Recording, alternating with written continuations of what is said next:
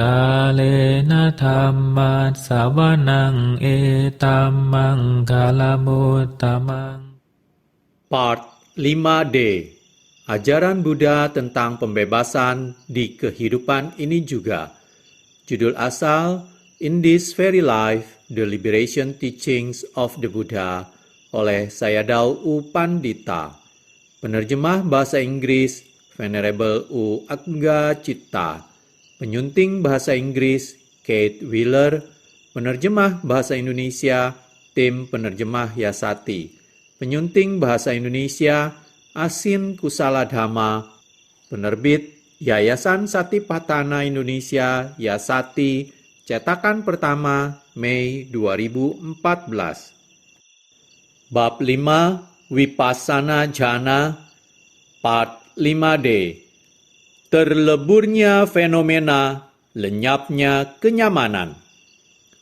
Jhana ketiga disebut puncak kebahagiaan karena tidak ada kebahagiaan lagi pada jhana berikutnya. Ketika Anda mencatat fenomena, Anda secara perlahan-lahan melampaui tingkatan pandangan terang tentang timbul dan lenyap menuju ke terleburnya fenomena. Pada titik ini, permulaan dan pertengahan objek tidak lagi jelas, melainkan pikiran melihat fenomena yang terus-menerus terlebur, yang lenyap segera setelah mereka dicatat. Sering terlihat seolah-olah tidak ada tubuh sama sekali, hanya fenomena yang terlebur terus-menerus. Yogi cenderung putus asa dan terganggu, tidak hanya karena merasa kurang nyaman, tapi juga karena lenyapnya fenomena yang demikian cepat bisa cukup membingungkan. Sebelum Anda dapat mencatat objek, ia lenyap, meninggalkan ruang kosong. Fenomena berikutnya juga berperilaku sama. Konsep menjadi tidak nyata. Hingga sekarang, Yogi dapat melihat fenomena dengan jelas, tapi faktor mental persepsi atau pengenalan masih tercampur di dalamnya, sehingga ia dapat melihat baik realitas mutlak, non-konsep objek maupun konsep bentuk, tubuh, lengan, tungkai, kepala, perut, dan seterusnya. Pada tahap pandangan terang terleburnya fenomena, konsep-konsep makin berkurang. Anda mungkin tidak dapat lagi mengatakan di mana fenomena itu berada, yang ada hanyalah lenyap. Apa yang terjadi? Anda mungkin menjerit. Saya telah menjalankan dengan demikian baik dan sekarang latihan saya berantakan. Ini di luar kontrol. Saya tidak dapat mencatat apapun. Penilaian diri, ketidakpuasan memenuhi pikiran Anda. Jelasnya tidak ada kenyamanan lagi. Akhirnya memungkinkan untuk mencapai ketenangan di ruang baru ini. Anda dapat hanya menenangkan diri dan mengamati fenomena yang mengalir terus-menerus. Tingkat pandangan terang ini disebut pandangan terang akan terleburnya fenomena. Ia memiliki kualitas yang menarik. Sekarang tidak ada lagi kebahagiaan atau ketenangan fisik atau mental. Juga sama sekali tidak ada ketidaknyamanan atau rasa sakit pada tubuh. Perasaan dalam batin dapat dikatakan agak netral. Munculnya Vipassana Jhana keempat. Selama pematangan pandangan terang terhadap timbul dan lenyapnya fenomena, kegairahan pada jhana kedua memberikan jalan bagi faktor jhana ketiga kenyamanan. Kesenangan kasar akan kegairahan digantikan oleh perasaan nyaman dan damai yang lebih lembut dan halus. Ketika kenyamanan lenyap pada tahapan pandangan terang terleburnya fenomena, ia tetap tidak membangkitkan ketidaksenangan mental. Sekarang, jhana ketiga memberikan jalan bagi yang keempat, yang karakteristik faktor jhananya adalah keseimbangan batin dan keterpusatan pikiran. Pandangan terang tentang keseimbangan batin terhadap segala bentukan. Dengan batin yang bukannya senang maupun tidak senang, nyaman maupun tidak nyaman, upekha atau keseimbangan batin timbul. Upekha memiliki kekuatan dahsyat menyeimbangkan batin.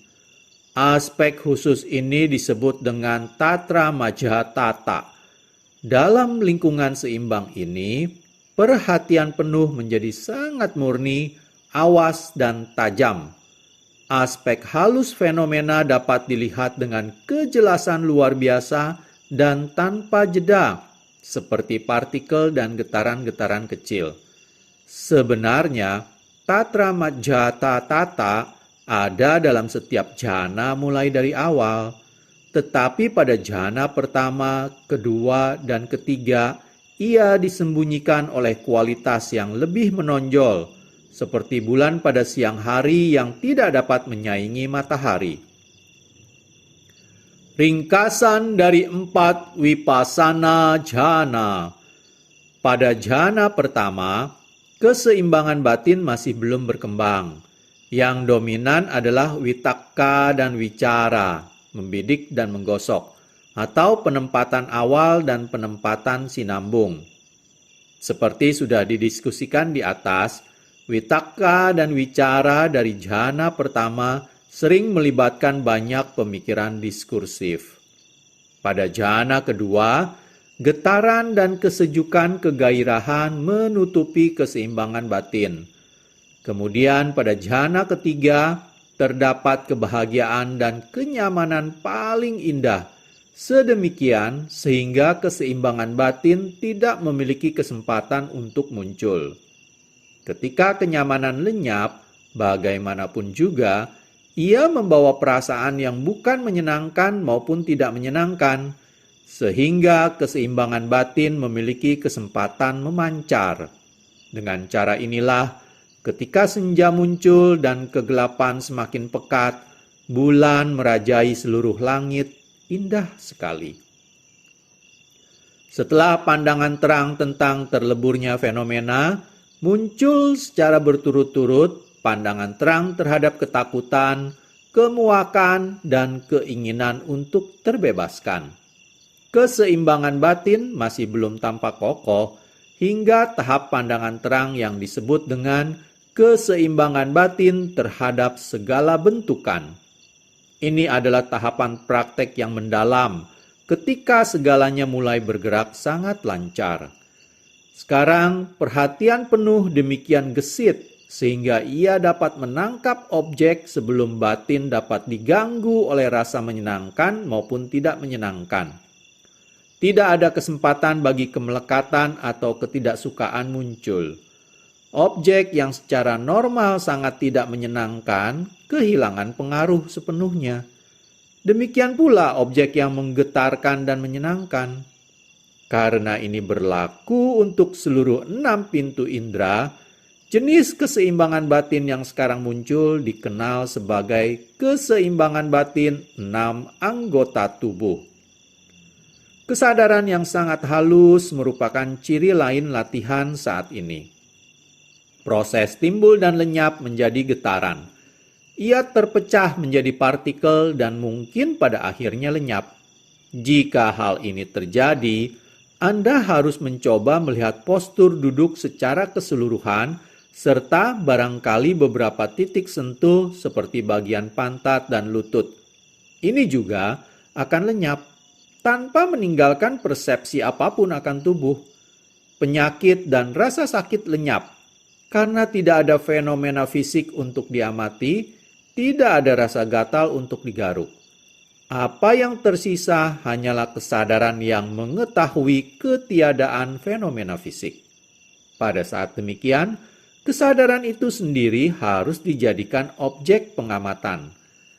Ketika Anda mencatat, mengetahui, bahkan kesadaran pun mulai berkedip dan muncul kembali.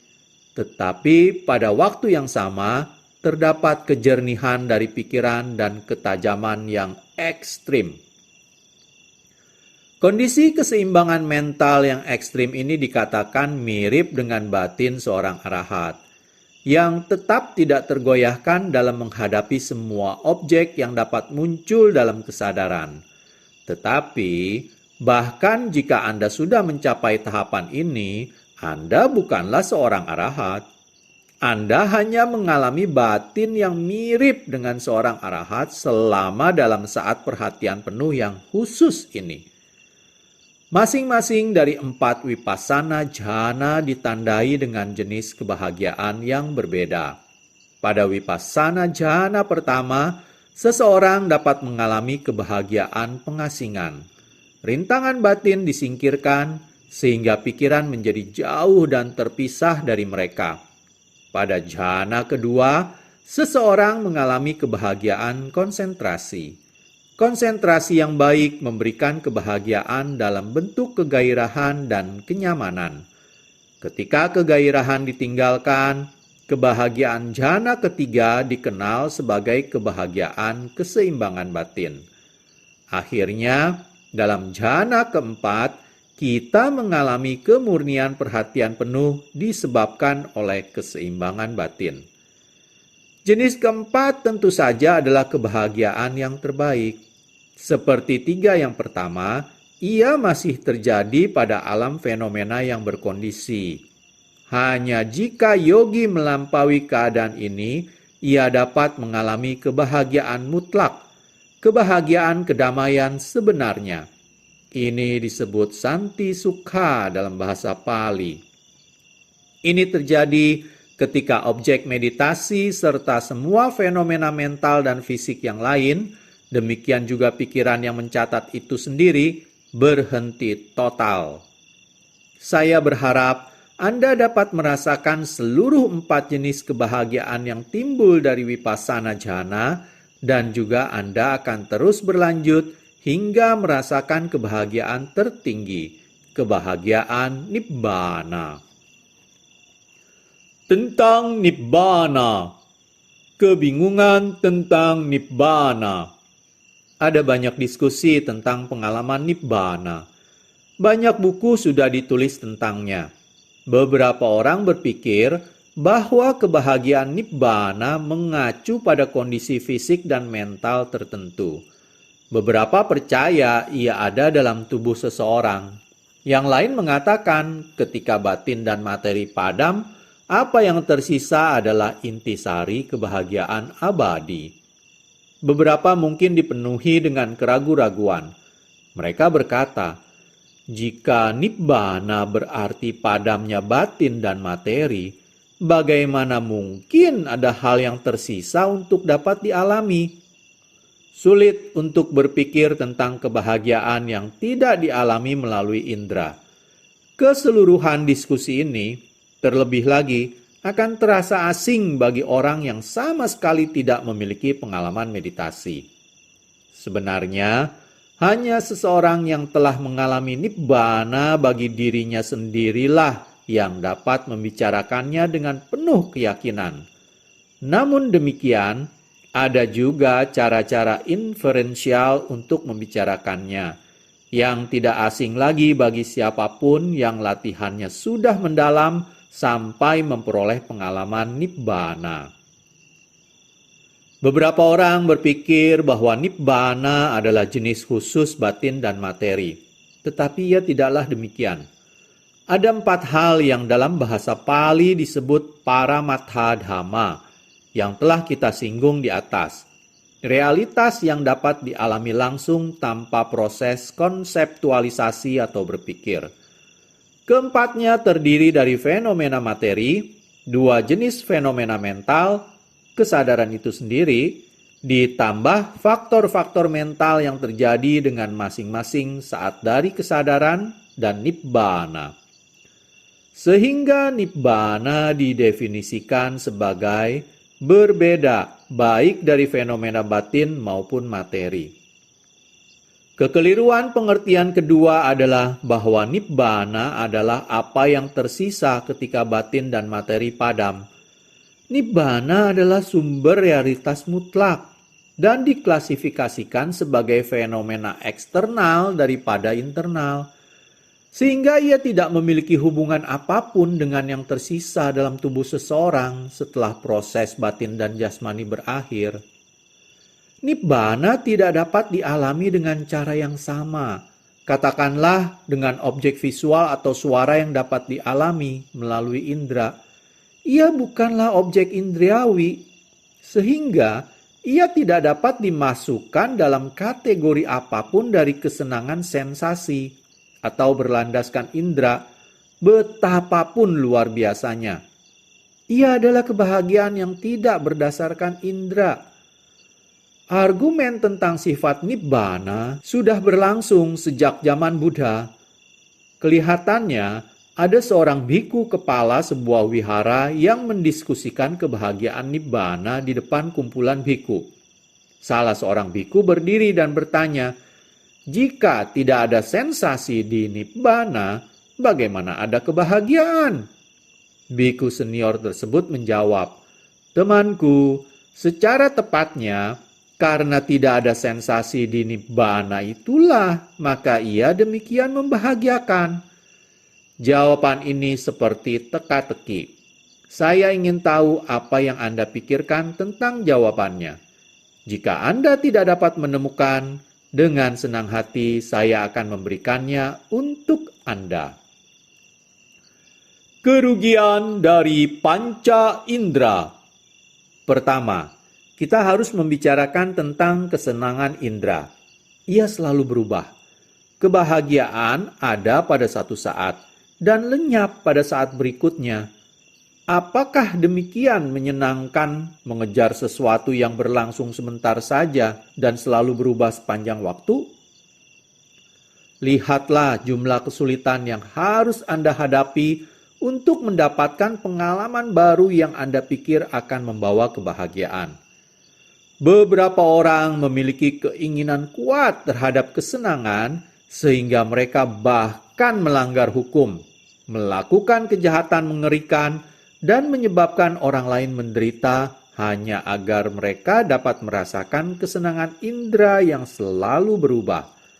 Mereka tidak memahami betapa banyaknya penderitaan yang harus mereka alami di masa depan sebagai akibat dari tindakan tidak baik yang telah mereka lakukan. Bahkan, orang biasa yang bukan penjahat akan menyadari tidak seimbangnya jumlah penderitaan yang dibutuhkan untuk memperoleh kebahagiaan sekejap. Sedemikian banyaknya sehingga ia sungguh tidak berharga. Ketika seseorang telah berlatih meditasi, sumber kebahagiaan yang tersedia semakin halus, lebih menyenangkan daripada sekedar kebahagiaan kesenangan indera. Seperti yang telah kita lihat, setiap vipassana jhana membawa kegembiraan tersendiri. Jhana pertama membawa kebahagiaan pengasingan diri. Yang kedua, kebahagiaan konsentrasi, yang terdiri dari kegairahan dan kebahagiaan kuat. Jhana ketiga memberikan kepuasan yang lebih halus, yang mendidik batin untuk memahami bahwa kebahagiaan kegairahan dan kesenangan masih kasar. Yang terakhir dan terdalam adalah kebahagiaan keseimbangan batin yang ditemukan pada vipassana jhana keempat yang memiliki karakteristik ketenangan dan kedamaian. Keempat hal ini dikenal sebagai nekkhamma sukha, kebahagiaan pelepasan. Tetapi kedamaian dan kebahagiaan yang ditemukan dalam nibbana lebih unggul daripada kebahagiaan pelepasan maupun kesenangan indera. Ini juga sifatnya cukup berbeda dari semua yang ada. Kebahagiaan nibbana terjadi ketika batin dan materi berhenti. Ini adalah kedamaian dari lenyapnya penderitaan. Ia terpisah dari kontak dengan 6 jenis objek indera. Sebenarnya, ia timbul karena tidak ada kontak sama sekali dengan objek indera. Orang yang gagasannya tentang kebahagiaan adalah pergi berlibur, piknik, dan berenang di danau. Orang yang menghabiskan waktu luangnya hanya menghadiri pesta atau tamasya makan-makan, orang-orang ini tidak dapat memahami bagaimana kebahagiaan dapat muncul ketika sama sekali tidak ada pengalaman. Sejauh yang mereka ketahui, keindahan hanya ada jika mereka punya mata untuk melihat, objek yang menyenangkan untuk dilihat, dan kesadaran untuk mengamati pemandangan. Dan sama juga dengan indera lain.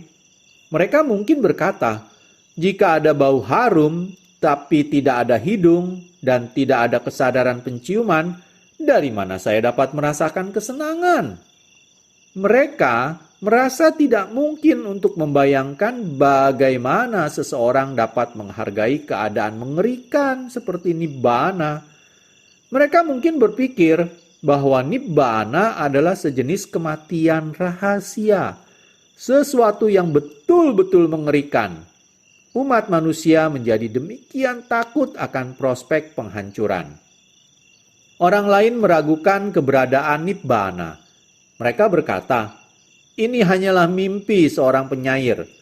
Atau mereka berkata, jika nibbana adalah kekosongan, bagaimana ia dapat lebih baik daripada pengalaman yang indah? Kebahagiaan tak terlukiskan, jutawan yang sedang tidur. Marilah kita bayangkan ada seorang jutawan yang baginya tersedia semua bentuk kesenangan indera. Suatu hari, orang ini sedang tidur nyenyak. Ketika ia tidur, kokinya bekerja, memasak berbagai jenis makanan lezat, dan meletakkannya di atas meja. Semua sudah teratur dengan penuh keindahan di rumah jutawan tersebut. Sekarang kokinya mulai tidak sabar. Makanannya mulai dingin dan ia ingin si pemilik segera datang dan menyantapnya. Katakanlah koki tersebut mengutus kepala pelayan untuk membangunkan si jutawan.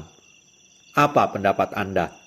Apakah si jutawan dengan gembira bangkit dari tempat tidurnya dan datang untuk makan, atau kepala pelayan tersebut menerima risiko dimarahi?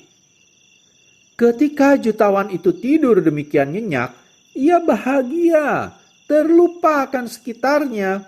Tidak peduli betapa indah kamar tidurnya, ia tidak melihatnya. Tidak peduli betapa indah musik yang mengalun di rumahnya, ia tuli terhadapnya. Bau harum berhembus di udara, tapi ia tidak mengetahuinya. Ia tidak makan, itu jelas. Tidak peduli betapa nyaman atau mewah tempat tidurnya, ia sama sekali tidak menyadari sensasi ketika berbaring di atasnya. Anda dapat melihat ada kebahagiaan tertentu dalam tidur yang sangat nyenyak yang tidak berhubungan dengan objek indera. Siapapun, kaya ataupun miskin, dapat bangun dari tidur nyenyak dan merasa senang. Orang dapat merasakan ada sejenis kebahagiaan yang didapatkan dalam tidur. Meskipun hal itu sukar dilukiskan, ia tidak dapat diingkari. Dengan cara yang sama, orang-orang mulia yang telah menyentuh pemenuhan dhamma mengetahui jenis kebahagiaan yang tidak dapat diingkari ataupun digambarkan secara lengkap. Tapi kita ketahui bahwa ia sebenarnya ada dengan penalaran deduktif. Anggaplah ada suatu kemungkinan untuk dapat tidur sangat nyenyak selamanya. Apakah Anda menginginkannya? Jika seseorang tidak menyukai jenis kebahagiaan yang didapat dari tidur nyenyak, mungkin sulit untuk memiliki preferensi akan nibbana. Jika seseorang tidak menginginkan kebahagiaan dari tanpa mengalami, ia masih melekat pada kesenangan indera. Kemelekatan ini disebabkan oleh nafsu keserakahan. Dikatakan bahwa nafsu keserakahan sebenarnya merupakan sebab utama objek-objek indera. Akar dari segala kesulitan. Penderitaan selalu mengikuti nafsu keserakahan. Jika kita peduli untuk mengamati situasi di planet ini, tidaklah sulit untuk melihat bahwa semua masalah di dunia ini berakar pada nafsu keinginan akan kesenangan yang berlandaskan indera. Berdasarkan kebutuhan untuk terus-menerus mengalami kesenangan ini, terbentuklah sebuah keluarga. Para anggota keluarga harus keluar dan bekerja sepanjang hari untuk mendapatkan uang demi menyokong diri mereka sendiri. Karena keinginan untuk memenuhi kesenangan inilah pertengkaran terjadi dalam keluarga. Para tetangga tidak akrab satu sama lain. Kota dan kota besar berselisih. Negara-negara saling konflik. Bangsa-bangsa saling berperang. Berdasarkan kesenangan yang berlandaskan indera inilah, sejumlah permasalahan mengganggu dunia kita. Sehingga orang telah keluar dari batas peri kemanusiaan dan masuk dalam kekejaman dan kebengisan. Alunan pujian atas tanpa mengalami. Orang mungkin berkata, kita terlahir sebagai manusia. Warisan kita adalah seluruh kesenangan indera. Apalah gunanya berlatih demi nibbana yang merupakan penghancuran atas segala kesenangan ini? Terhadap orang yang demikian, orang boleh mengajukan pertanyaan sederhana. Apakah Anda siap untuk duduk dan menyaksikan film yang sama berulang kali sepanjang hari? Berapa lama Anda dapat mendengar suara merdu pasangan Anda tanpa interupsi? Apa yang terjadi pada kegembiraan yang Anda peroleh dari mendengarkan suara merdu itu? Kesenangan indera tidaklah demikian khusus, sehingga kita tidak perlu sesekali menghindari mereka. Kebahagiaan dari tanpa mengalami dan pengalaman tanpa merasakan jauh melampaui kebahagiaan yang didapat melalui kesenangan indera. Ia jauh lebih murni, jauh lebih halus, jauh lebih diinginkan. Sebenarnya, tidur nyenyak tidaklah persis sama dengan nibbana. Dalam tidur, apa yang terjadi adalah penyambung kehidupan atau bhavanga. Kondisi kesadaran yang sangat halus dengan objek yang sangat halus. Dikarenakan oleh kehalusan objek itulah, tidur terlihat seperti tanpa mengalami. Sebenarnya, kebahagiaan tanpa merasakan dari nibbana ribuan kali lebih besar dari apa yang dialami dalam tidur yang sangat nyenyak. Karena penghargaan yang begitu besar akan tanpa mengalami itulah, para anagami yang tak kembali dan arahanta secara terus-menerus masuk dalam niroda samapatti, pencapaian penghentian agung, dengan jalan mana baik materi, batin, faktor-faktor mental maupun bentuk materi yang sangat halus, materi yang dihasilkan oleh kesadaran tidak terjadi. Ketika para anagami yang tak kembali dan arahanta keluar dari keadaan ini, mereka mengalunkan pujian atas tanpa mengalami. Inilah bagian dari pujian mereka. Betapa indahnya mengalami lenyapnya penderitaan batin dan materi ini di nibbana. Ketika semua penderitaan yang berhubungan dengan batin dan materi dipadamkan, orang dapat menarik kesimpulan bahwa hal yang berlawanan akan timbul, yaitu ada kebahagiaan. Sehingga dengan tiadanya penderitaan, kami para mulia bergembira. Sedemikian bahagianya nibbana itu. Bahagia itulah nibbana, karena ia bebas dari penderitaan. Nibbana dari para Buddha. Siapakah yang menunjukkan kita jalan menuju kebahagiaan agung ini? Buddha. Ini adalah nibbana yang dinyatakan oleh semua Buddha yang tercerahkan. Dalam bahasa Pali, Buddha disebut Samma Sambuddha. Sama berarti sempurna, tepat, benar. Dan Buddha adalah unik dalam hal beliau mengerti sifat sejati segala sesuatu sebagaimana adanya. Kebenaran adalah benar, tetapi apa yang diketahui tentang hal itu bisa saja tidak tepat dan salah. Buddha tidak membuat kesalahan seperti itu. Awalan sam berarti pribadi, oleh diri sendiri, dan Buddha berarti tercerahkan. Buddha tercerahkan atas usahanya sendiri. Beliau tidak menerima pencapaiannya dari makhluk adikuasa. Beliau tidak juga bergantung pada siapapun. Jadi, nibbana yang kita bicarakan adalah yang dinyatakan oleh Sama Sambuddha, seorang yang sempurna tercerahkan atas usahanya sendiri. Bebas dari kesedihan. Karakteristik lain nibbana adalah ia bebas dari kesedihan. Banyak di antara kalian telah mengenal kesedihan. Bayangkan betapa indahnya jika terbebas darinya. Nibbana disebut wiraga dalam bahasa Pali. Ini berarti bebas dari debu dan polusi. Debu, seperti kita ketahui, membuat segala sesuatu kotor dan tidak menyenangkan. Ia dapat merusak pakaian dan kesehatan. Lebih mematikan lagi adalah polusi kilesa. Betapa sering pikiran kita diserang oleh aliran terus-menerus dari keserakahan, kebencian, kebodohan batin, kebanggaan, kesombongan, kecemburuan, dan kekikiran. Dalam kondisi ini, bagaimana mungkin seseorang dapat mengharapkan batinnya bersih, murni, dan jernih? Sebaliknya, nibbana sepenuhnya terbebas dari kilesa. Keamanan yang sempurna. Khema atau keamanan adalah karakteristik lain nibbana. Di dunia ini kita terus-menerus berhadapan dengan bahaya. Bahaya dari kecelakaan, bahaya dari musuh yang mencelakakan kita, bahaya dari racun. Di zaman teknologi mutakhir, kita hidup dalam ketakutan terus-menerus akan ancaman persenjataan perang yang telah diciptakan. Kita sama sekali tidak berdaya jika perang terjadi di mana